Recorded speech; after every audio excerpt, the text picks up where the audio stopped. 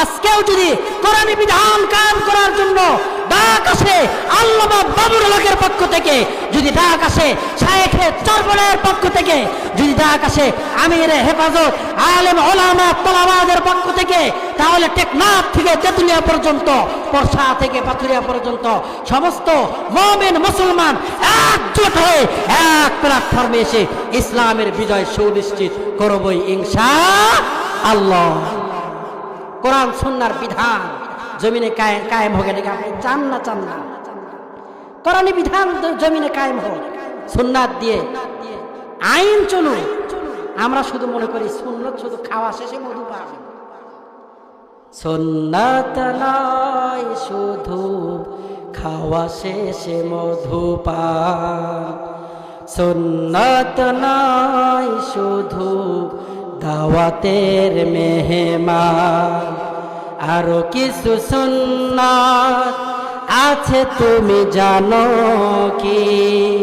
জানলেও জীবনে কখনো তা মানো কি? কথা বলেন ঠিক কিনা?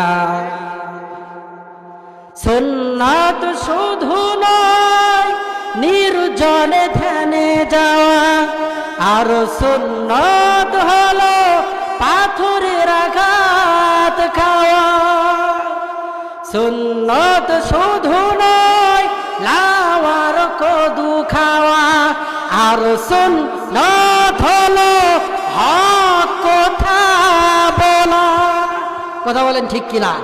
হক কথা বলাও সুন্নতের অন্তর্ভুক্ত। এজন্য আসুন আগামীতে কোরআন সুন্নাহ দিয়ে দেশ পরিচালনা করার জন্য আমাদের সবাইকে একতাবদ্ধ হতে হবে। সবাইকে দেখা শেষ, ভাই ভাবি চাচা বুবু সবাইকে দেখা শেষ। আগামীর বাংলাদেশ কোরআনের বাংলাদেশ। কথা বলেন ঠিক কিনা? যদি কোরআন দিয়ে দেশ চলে, এদেশে থাকবে না অন্যায়, থাকবে না অবিচার, থাকবে না দুর্নীতি, থাকবে না চাঁদাবাজি, থাকবে না মক্খর, থাকবে না গাঁজাখোর। কথা বলেন ঠিক কিনা?